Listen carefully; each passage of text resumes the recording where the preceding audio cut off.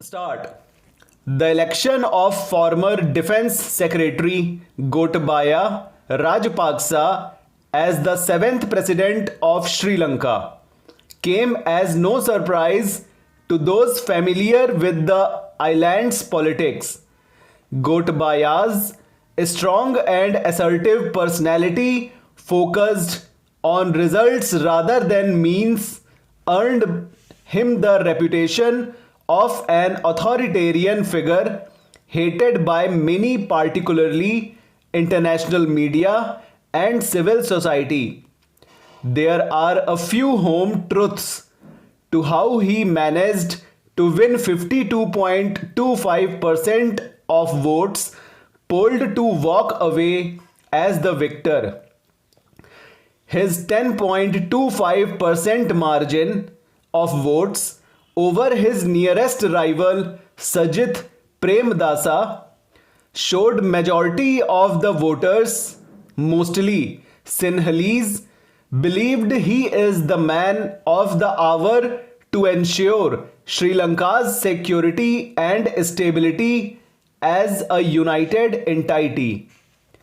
For most Sinhalese, not only the rural Rajapaksa supporters, but many among the middle class, he is a leader who delivered them from Tamil tigers, separatists, who threatened their existence for over 2 decades.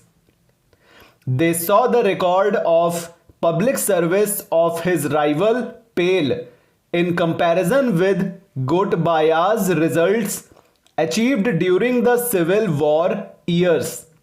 Gotabaya's pithy remark in his maiden speech after his victory: "We knew right from the start that the main factor of this election victory is the Sinhalese majority of the country," underlined his strength.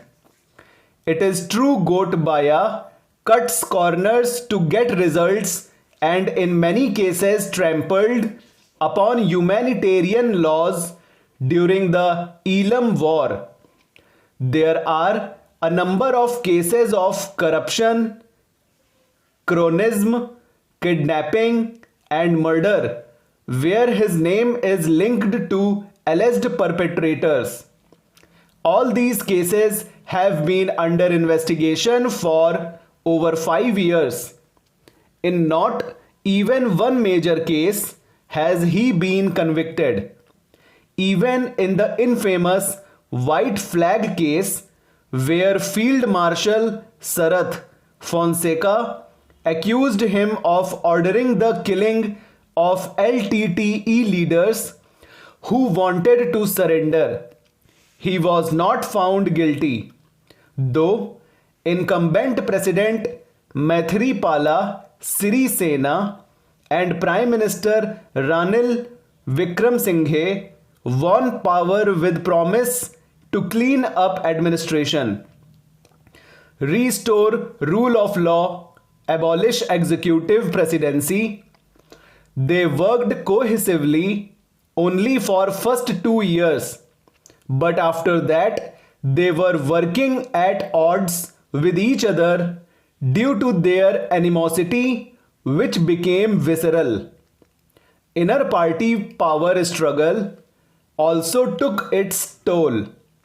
President Sirisena's abortive bid to carry out a constitutional coup to replace Wickremesinghe with Mahinda as Prime Minister in October 2018 was the final straw that paralyzed the government and rendered it inactive. The adverse impact was seen later when the government failed to act and prevent the jihadi terror attacks on April 21, though it had advance information. The terrorist attack shook the confidence of Sri Lankans in their government. Probes revealed utter failure of leadership.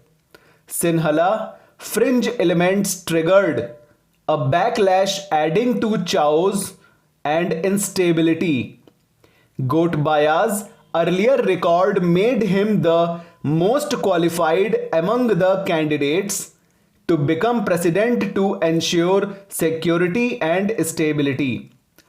Gotabaya started his presidential campaign unofficially last year after his brother Mahinda Rajapaksa's bid to become PM failed in October. As against this, the ruling UNP under PM Vikram Singhe intentionally delayed accepting Premdasa's bid as official candidate. Because of his own ambitions, Premdasa got barely a month to launch his official campaign. So there was little time to rally forces against the Rajapaksas, as was done in the 2014 presidential election. Gotabaya was totally focused on Sinhala sensitivities and did not deviate from what Mahinda had already offered to minorities. On the other hand, Premdasa compromised Sinhala votes to agreeing to favorably consider some of the Tamil demands.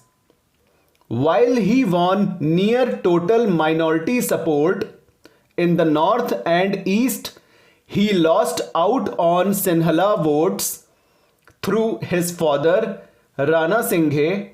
Premdasa came from humble beginnings and built his reputation through development projects for the poor. During Mahinda's term as president, he had skewed relations in favor of China to the disadvantage of India. He had even accused India of interfering in the last presidential election when he lost. In spite of this, Mahinda kept his India connections open. He visited New Delhi in September 2018 and met Prime Minister Narendra Modi.